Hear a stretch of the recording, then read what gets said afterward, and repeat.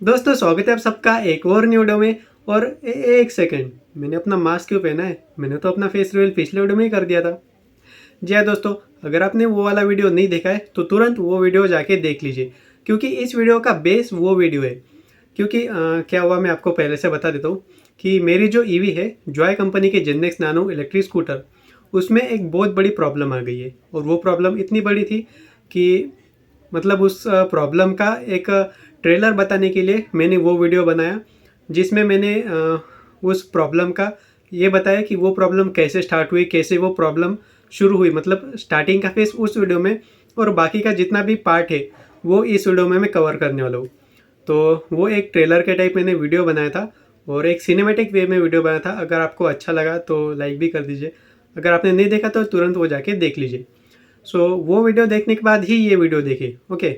तो अगर आपने वो वीडियो देखा होगा तो आपको पता होगा कि मेरी भी बीच रास्ते में बंद गिर गई थी और फिर कुछ इधर उधर, मतलब उसका पीछे का चक्का लॉक हो गया था। तो उसके बाद मैंने उसको मेरे दोस्त का शॉप है उसके पीछे लगा दिया था और ऑटो से घर चलाया था। उसके बाद क्या हुआ वो हम इस वीडियो में जानेंगे। वो प्रॉब्लम कैसे स्टार्ट, मतलब कैसे स्टार्ट हुई वो तो बता दिया, कैसे ख़त्म हुई, उसको कितना खर्चा आया, क्या क्या हुआ उसके बाद, वो सब मैं आपको इस वीडियो में बताने वाला हूँ। और ये वीडियो थोड़ा लंबा हो सकता है क्योंकि हर एक चीज़ मैं आपको डिटेल में बताने वाला हूँ कि मैंने क्या क्या किया और कैसे कैसे किया और कितना खर्चा है, वो सब तो मैं आपको बता ही दूंगा लास्ट में।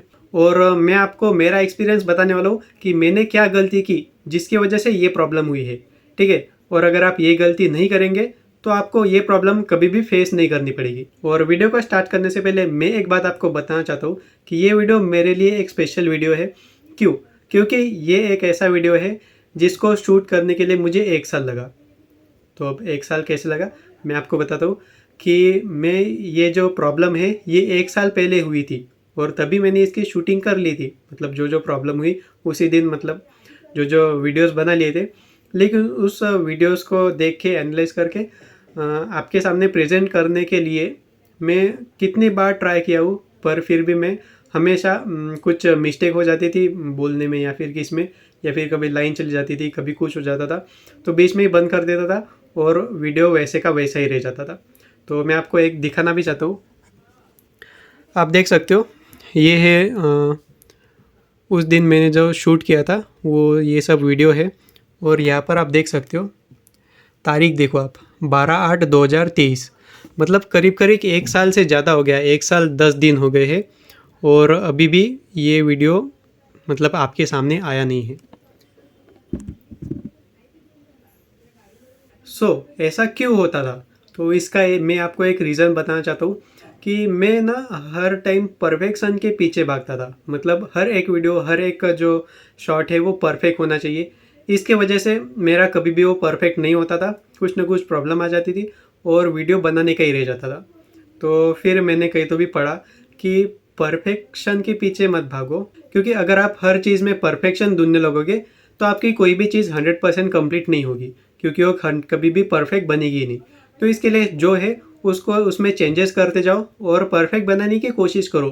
परफेक्ट बना के फिर हम करेंगे ऐसा मत रखो, जैसी बनी वैसा ही करो और उसके बाद थोड़े थोड़े चेंजेस कर दे रहो।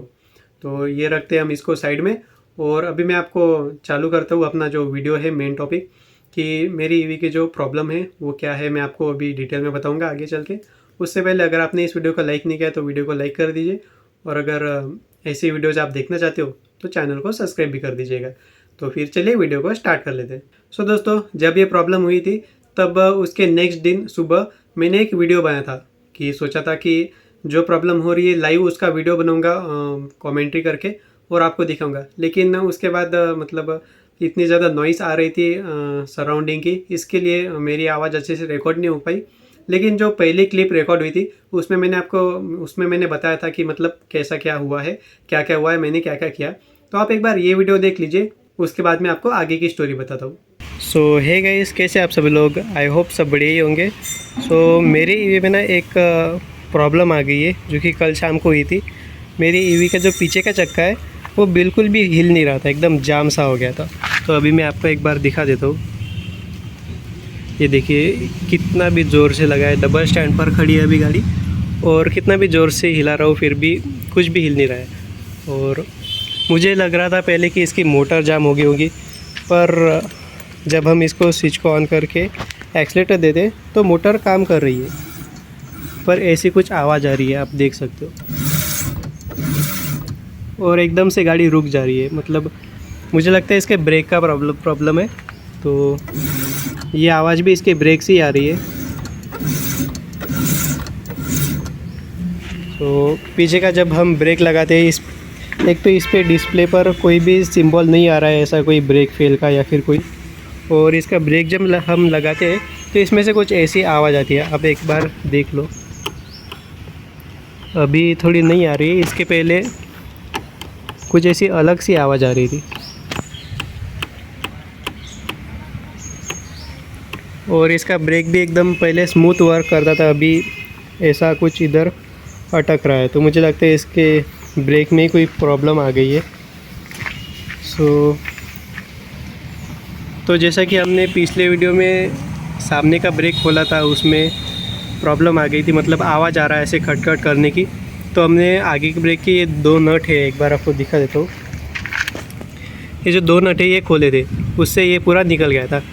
तो मैंने सोचा कुछ ऐसा ही मैं करके देखता हूँ। ये जो 2 नट है ये खोल के देखता हूँ, फिर पता चलेगा कि ब्रेक में क्या हो गया है। तो मैंने पानी भी लाए और खोल के भी देखा, पर खुल ही नहीं रहा था। ये इतना टाइट है स्क्रू, आई मीन नट, कि कितना भी ज़ोर से किया मैंने फिर भी खुला ही नहीं। तो ये 2 नट तो ये जो खुल नहीं रहे, और छक्का पूरा जाम हो चुका है। अभी गाड़ी यहाँ से हिल भी नहीं सकती, कहीं पर भी नहीं जा सकती। तो एक तो अभी मैं मेरे शॉप के पास में, मतलब मेरे दोस्त के शॉप के पास आया हूँ मैं, उधर ही गाड़ी ये उधर ही ऐसा हुआ था रात को, तो मैंने वहाँ पर ही खड़ी कर दी।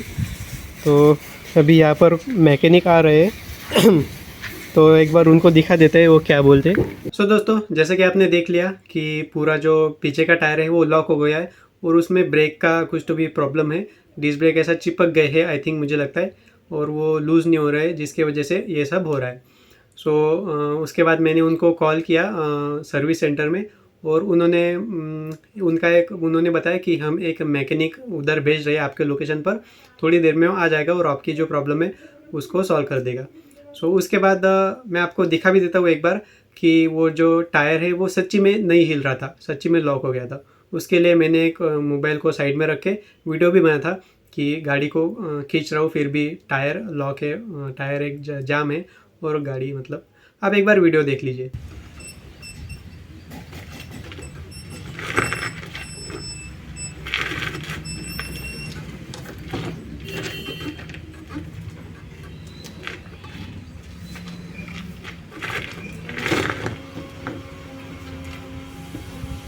दोस्तों, ये वीडियो देख के आपको पता चल गया होगा कि जो टायर है वो सच्ची में लॉक हो गया था। उसके बाद मैं आपको एक दिखाना चाहता हूँ। दोस्तों, जैसा कि आप स्क्रीन पर देख सकते हो, मैंने आगे का ब्रेक चेक किया, और आगे के डिस्क ब्रेक में जो ये जो होते हैं, इसको क्या कहते हैं, डिस्क पैड कहते हैं आई थिंक। तो इसकी जो लाइफ है वो 100% ही, जैसा कि आप देख सकते हो, लेफ़्ट और राइट दोनों साइड में उसकी जो डिस्क रबर के डिस्क पैड है वो एकदम फुल्ली, मतलब 100% है।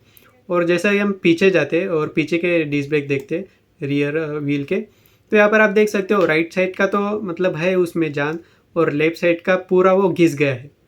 और जो डिस्क ब्रेक डिस्क है वो उस डिस्क पैड को चिपक गई है, उसका जो स्टील का कवरिंग होता है बाहर का वो चिपक गया है। उसकी वजह से वो ऐसी आवाज़ आ रही है, और उसके वजह से ही उसमें फ्रिक्शन कुछ बन नहीं रहा और वो जाम हो गई है।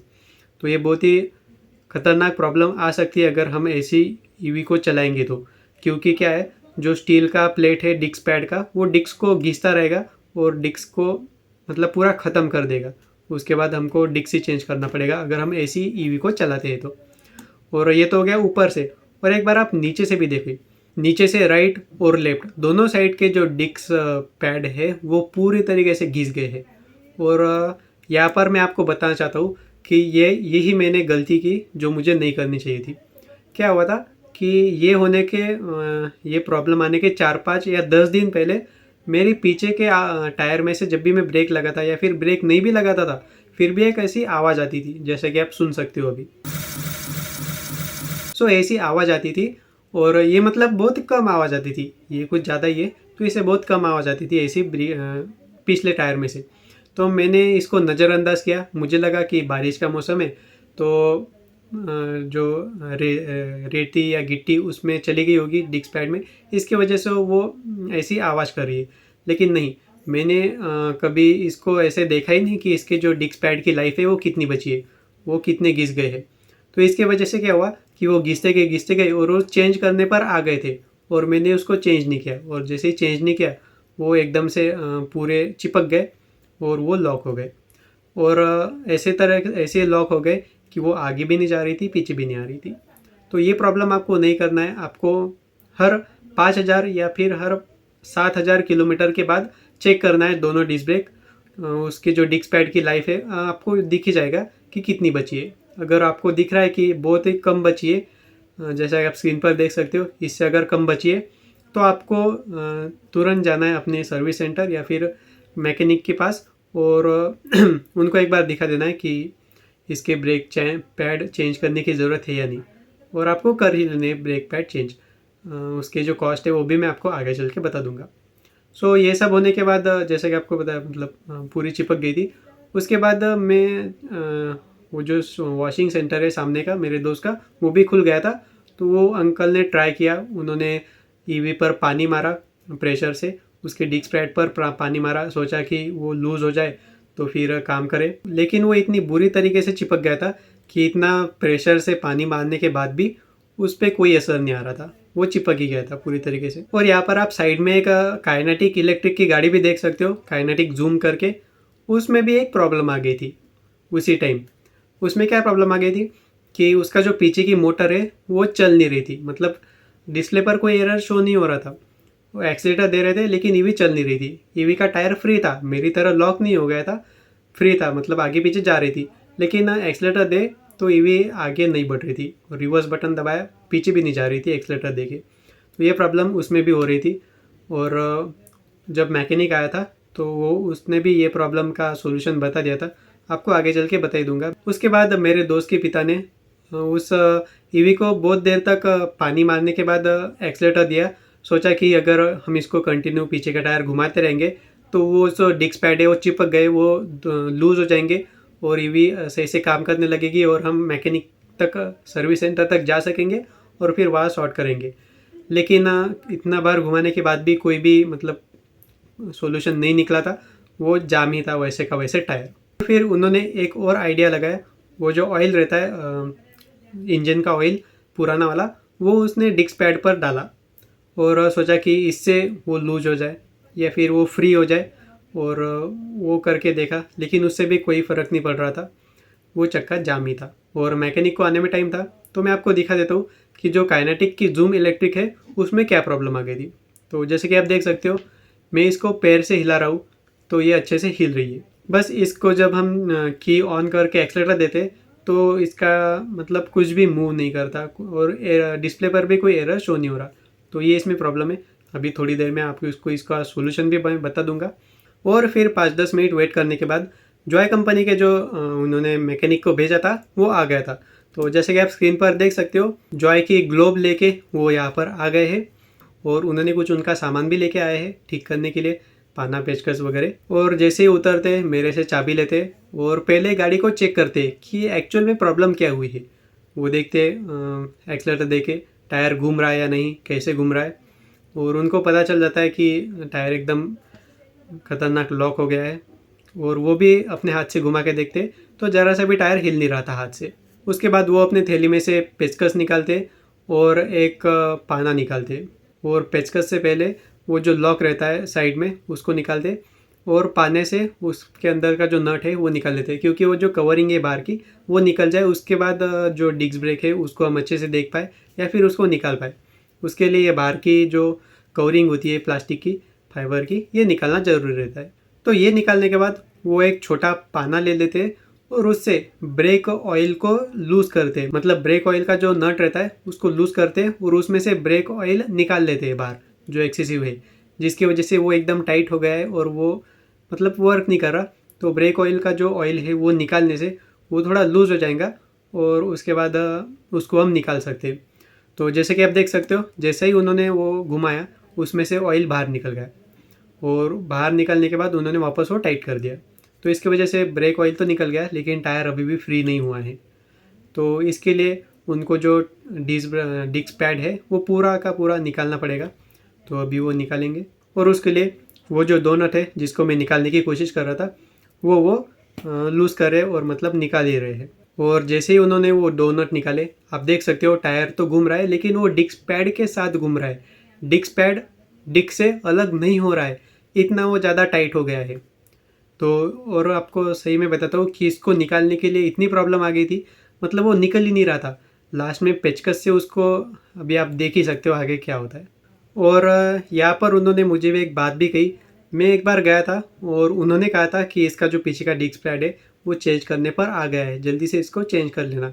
तो मैंने कहा कि ठीक है कर लेंगे, अभी तो अभी मुझे टाइम नहीं है, तो 4-5 दिन में आके कर लूँगा।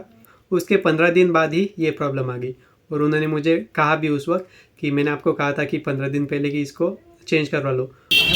मागं मी तुम्हाला हाँ सांगितलं तुम्ही म्हणे नंतर येतो म्हणे ते असं होत असते तो लोहा पकडून घेते लोह्याला और मैंने तब उसको मतलब उस पर इतना ध्यान नहीं दिया था, मुझे लगा कि चल रही है तब तक चलने दो। उसके बाद जब ब्रेक नहीं लगेंगे तब चेंज कर लेंगे, लेकिन ब्रेक नहीं लगे, पूरे ही लग गए ब्रेक। तो ऐसा आपको नहीं करना है। अगर मैकेनिक कहता है कि इसका ब्रेक पैड चेंज करने पर आ गया है, तो और आपको भी लगता है कि हाँ, आपको दिख रहा है कि मतलब बहुत किलोमीटर चल गई है और ब्रेकिंग में भी थोड़ा सा प्रॉब्लम आ रही है, तो आपको उसी वक्त चेंज कर लेना है।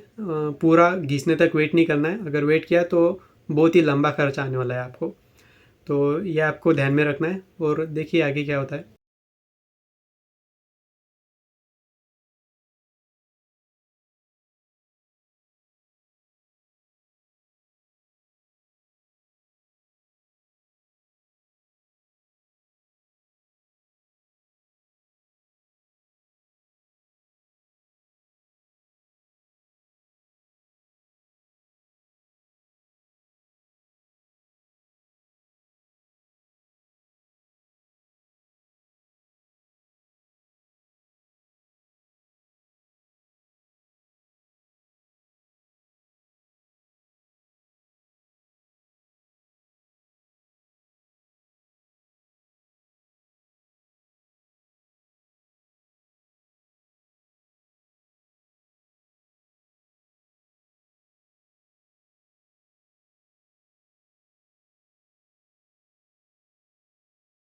और जैसा कि आप देख सकते हो, इतनी देर कोशिश करने के बाद भी वो नहीं निकला।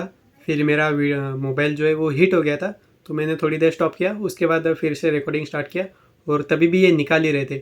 वो निकल ही नहीं रहा था, वो इतना चिपक गया था, क्योंकि लोहा लोहा को एकदम चिपक जाता है। और वो स्टील का पैड डिस्क ब्रेक पूरा घिस गया था, तो वो स्टील ही बचा था, और वो डिस्क रहती है वो पूरी स्टील की ही रहती है। इसकी वजह से वो दोनों एकदम चिपक गए थे और वो निकल नहीं रहे थे, हीट की वजह से एकदम चिपक गए थे।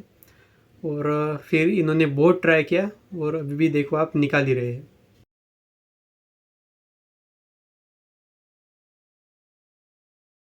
और फिर करीब 7 मिनट तक ट्राई करने के बाद वो फाइनली निकल जाता है। और जैसे कि अभी आप देख सकते हो, उसमें से सबसे पहले वो जो दोनों डिस्क पैड है, उन दोनों को पहले उसमें से निकालेंगे। और उन्होंने मुझे बोला कि आप जाइए और जॉय कंपनी के जो मतलब इनका शोरूम है, वहाँ से नए वाले डिस्क पैड लेके आइए। तो मैंने कहा मेरे पास तो गाड़ी नहीं है। तो उन्होंने कहा कि आप मेरी ईवी लेके जाओ। तो वो जिस ईवी से आए थे उनकी ईवी लेके मैं फिर चला जाता हूँ। उससे पहले आप देख सकते हो इसका जो डिस्क है उस पर ऐसी लाइनिंग लाइनिंग से आ गई थी, इसकी वजह से, क्योंकि इतना जो जाम हो जगह था उसके बावजूद भी हम उसको एक्सीलेटर दे के टायर को घुमा रहे थे। उसकी वजह से वो उस पर क्रैचेस तो नहीं कह सकते, उसमें डीप स्क्रैचेस ही कह सकते हो। उसमें डीप स्क्रैचेस आ गए थे और वो लोहे को घिस रहा था इसकी वजह से। और आप देख सकते हो इसके जो डिस्क पैड के जो रबर के रहते अंदर डिस्क पैड रहते, वो पूरे तरीके से घिस गए थे, पूरा लोहा ही दिख रहा था अंदर का। ऐसा आपको नहीं करना है कभी भी। और उन्होंने मुझे डांटा भी कि इतना ब्रेक ख़राब होने तक आपने इस ईवी को क्यों चलाया। मैंने कहा मुझे पता नहीं था। और फिर उन्होंने जो डिस्क पैड है उसको निकाल लिए और मुझे बोला कि अपनी जो ईवी है वो लेके चले जाओ, जितना जल्दी आप लाओगे उतना जल्दी ये काम हो जाएगा। और फिर मैं उनकी ईवी लेके निकल जाता हूँ और जॉय कंपनी के शोरूम से जो डिस्क पैड है वो ले आता हूँ। जैसे कि आप देख सकते हो इसका मॉडल नंबर, और इस पे कहीं पे भी प्राइस नहीं लिखी हुई थी, तो मैं आपको इसकी प्राइस बता देता हूँ। ये मुझे पड़े हैं 360 रुपीज़ के, 360 रुपये के। ये एक पेयर आती है साथ में, मतलब पीछे के दो डिस्क पैड, लेफ्ट साइड का और राइट साइड का, दोनों साइड का एक पेयर आती है। तो ये पेयर 360 रुपये की मुझे तब मिली थी। अभी इसका प्राइस जितना है वो यहाँ पर शो हो रहा होगा आपको।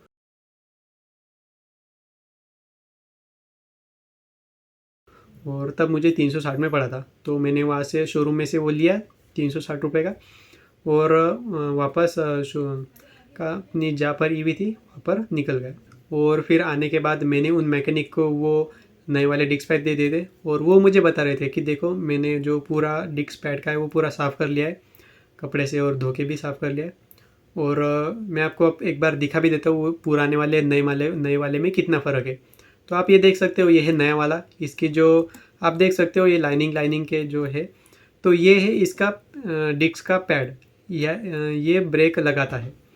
सो ये आप देख सकते हो इसकी अभी 100% लाइफ है क्योंकि ये नया है। और ये देख सकते हो पुराना वाला, मतलब पूरा ही घिस गया है। देख सकते हो गाइस, इतना मतलब जब से लिया तब से एक भी बार मैंने चेंज नहीं किया। और तब मेरी ईवी चली थी करीब 18,000 किलोमीटर। तो आप सोच सकते हो 18,000 किलोमीटर चलाई मैंने ईवी और एक भी बार ब्रेक चेंज नहीं किया। और मतलब सिटी में मैं रहता हूँ, मतलब सिटी में बहुत ज़्यादा चलाता हूँ, तो उधर ब्रेक की बहुत ज़्यादा ज़रूरत रहती है। और कई बार मतलब बहुत बार मेरी दीदी ही ईवी चलाती है, तो पीछे का ब्रेक बहुत ज़्यादा उसका यूज़ होता है। सो उसकी वजह से ये इतना घिस गया था, तो आप वीडियो में देख ही सकते हो। तो आपको कभी भी इतना तक अपनी देखना है, रेगुलरली चेक करते रहना है महीने में एक बार कि ये डिस्क पैड की लाइफ कितनी है। अगर इतनी ज़्यादा हो रही है तो फटाफट से चेंज करवा लेना। ओके, फिर उन्होंने दोनों साइड के जो डिस्क पैड है वो लगा लिए, उसके बाद उसको फिट करते। और तभी बारिश भी चालू हो गई थी हल्की हल्की, फिर भी वो अपना काम कर रहे थे। और उन्होंने मुझे तब रिक्वेस्ट की थी कि आप जो वीडियोस बनाते हो तो उसमें मेरा नंबर भी दिखा देना एक बार, अगर किसको भी प्रॉब्लम आती है तो मैं उसको सॉल्व कर दूंगा। तो ये रहा उनका नंबर। आप अगर आपके मन में कोई भी डाउट है तो आप एक तो कमेंट कर ही सकते हो, और अगर मैं भी कभी कभी वर्क काम में रहता हूँ तो रिप्लाई नहीं दे सकता हूँ, रिप्लाई नहीं दे पाता हूँ, कभी कभी लेट हो जाता है रिप्लाई देने में। तो आप इनको कॉल करके पूछ सकते हो कि ऐसी ऐसी प्रॉब्लम है, क्या करना है।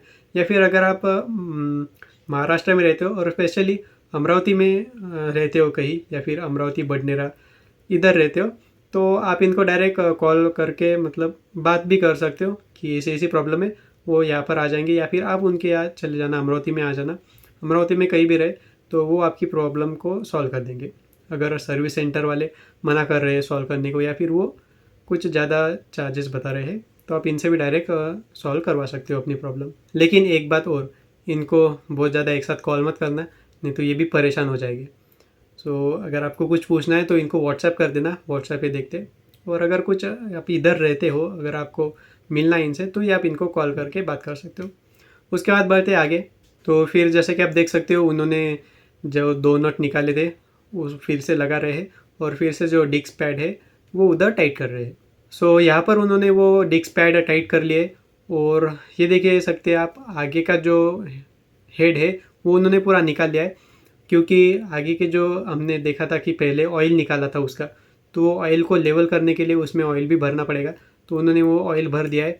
उसके बाद उसको कुछ सेटिंग कर रहे हैं, मतलब पता नहीं क्या रहता है ये। तो इसके वजह से ना जो डिस्क ब्रेक है वो लूज़ होते हैं, तो वो फिर से टाइट हो जाते हैं। तो ये कुछ उसकी सेटिंग रहती है। सो ये कर रहे हैं। और अभी अभी उन्होंने ऑयल डाला उसके अंदर, उस डब्बी के अंदर।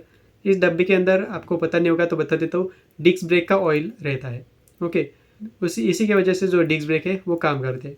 अगर इसमें ऑयल कम ज़्यादा रहा तो वो डिस्क ब्रेक अच्छे से काम नहीं करेंगे। यहाँ पर आप अंदर भी देख सकते हो कैसा रहता है, अंदर से नॉर्मल वर्किंग रहता है इसका।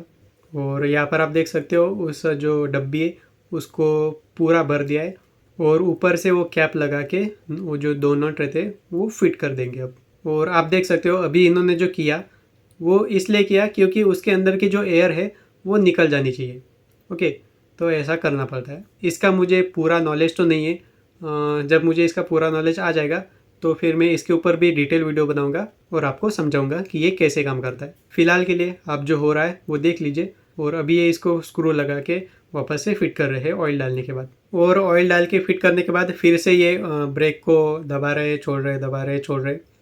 सो इससे एग्जैक्टली क्या होता है ये तो मुझे नहीं पता, फिर भी अभी आप देख सकते हो इसका जो पीछे का है वो अच्छे से वर्क कर रहा है, टायर और डिस्क ब्रेक भी अच्छे से वर्क कर रहे हैं और टायर भी अब फ्रीली मूव कर रहा है। और मैकेनिक ने ये भी कहा था कि अगर आप उस जो डिस्क ब्रेक पूरा लॉक हो गए थे, पैक हो गए थे, उसको आप थोड़ी मतलब आधा 1 किलोमीटर भी चलाते थे तो डिस्क पूरी तरीके से घिस जाता था और वो डिस्क जो प्लेट होती है वो भी आपको चेंज करवानी पड़ती थी और उसका खर्चा आ सकता था 700 से 1000 रुपये तक।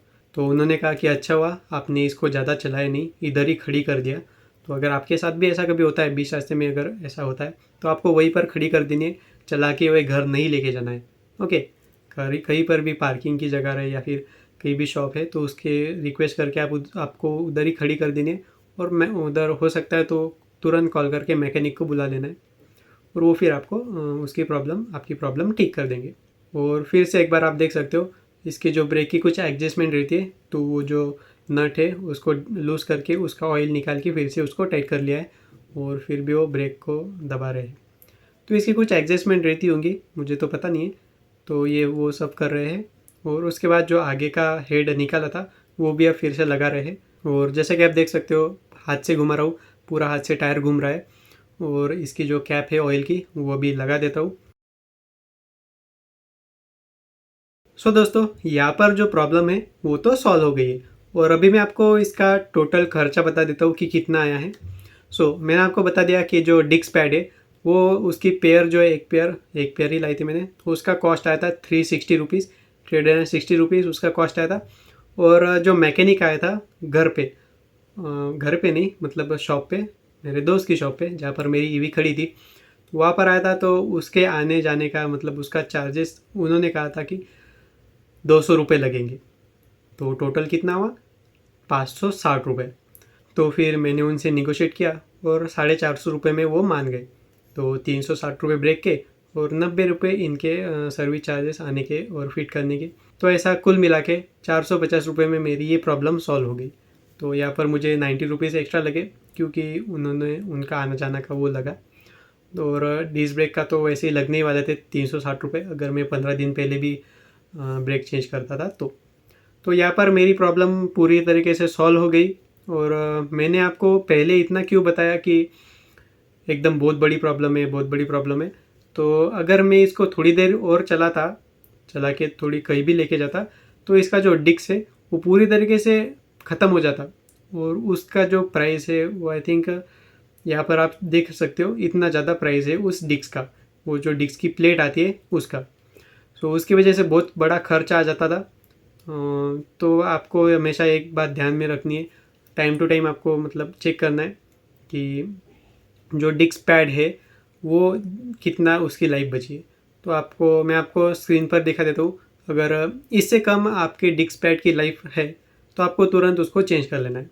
टाइम टू टाइम देखते रहना है आगे की पीछे के दोनों। अगर आपकी इलेक्ट्रिक हो या फिर बाइक भी हो या फिर पेट्रोल की भी कोई स्कूटी हो तो सभी में ये चीज़ काम करेगी। मतलब सभी में आपको देखना है कि डिस्क पैड की लाइफ कितनी है। और मैं आपको दिखा देता हूँ एक बार फिर से मेरे जो पीछे के दोनों डिस्क पैड थे वो उसकी लाइफ कितनी रह गई थी। तो अभी आप देख सकते हो कि दोनों की जो लाइफ है वो पूरी तरीके से सपाट हो गई थी। फिर वो प्रॉब्लम वहाँ पर ठीक हो गई और फिर मैं घर चला आया। कैसा लगा आपको वीडियो ज़रूर बताना कि नीचे कमेंट करके, और आपके साथ कभी ऐसी प्रॉब्लम हुई है या नहीं वो भी नीचे कमेंट करके बताना। और अब से मैं वादा करता हूँ कि हफ्ते में एक वीडियो तो भी आया करेंगे। इतने दिन से वीडियोस नहीं आ रहे थे क्योंकि मुझे टाइम नहीं मिल रहा था शूट करने का, और आपको जैसा बताया टाइम मिल रहा था शूट भी कर रहा था, लेकिन मुझे वो शूट किया हुआ पसंद नहीं आ रहा था। फिर मैं उसको डिलीट कर देता था और सोचता था कि फिर से अच्छे से शूट करेंगे, एकदम परफेक्ट वीडियो शूट करेंगे, और इसके चक्कर में वीडियो शूट हो ही नहीं पा रहा था। तो आज जैसा वैसा मैंने बना दिया देखूंगा एडिटिंग करते वक्त कि कैसा बनाए और इसको अपलोड कर दूंगा। और अभी बहुत सारे वीडियोस नए आने वाले। मैंने ओला इलेक्ट्रिक की ओला S1X ली है की वाला मॉडल 4 किलोवाट वाला, तो उसके ऊपर भी अब से बहुत सारे वीडियोज़ आएंगे। उसके ऊपर स्टार्टिंग से वीडियो आएंगे, जैसा मैंने उसका रजिस्ट्रेशन किया तो रजिस्ट्रेशन प्रोसेस पर वीडियो आएंगे। उसके बाद मतलब ऐसे स्टेप बाय स्टेप उसके वीडियोज़ आते रहेंगे, तो वो भी इसी चैनल पर आते रहेंगे। अगर आपको ओला लेनी है या फिर आप ओला आपके पास है तो उसके में भी बहुत सारे प्रॉब्लम आए हैं, उसके भी वीडियो मैंने शूट करके रखे, तो वो भी मैं आपको आगे चल कर मतलब अपलोड करूँगा ही। ये वीडियो अपलोड होने के बाद सब वीडियो एक साथ आ जाएंगे। ओके, और हर हफ्ते में 1-2 वीडियो आते रहेंगे। और तो चलो फिर आज की वीडियो में इतना ही, मिलते हैं नेक्स्ट वीडियो में।